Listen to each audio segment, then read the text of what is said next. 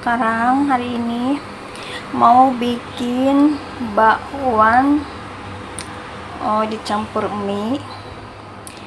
Di sini aku udah merebus mie, udah menyediakan 1 butir telur, ada daun bawang sama kol. Bisa juga dicampur sayur lainnya, terserah selera.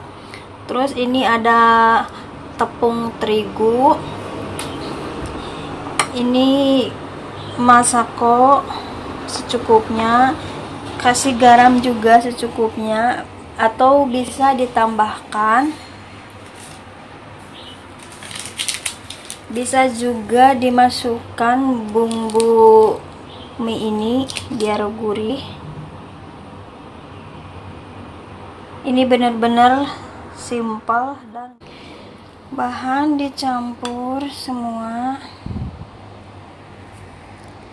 dan kasih air secukupnya.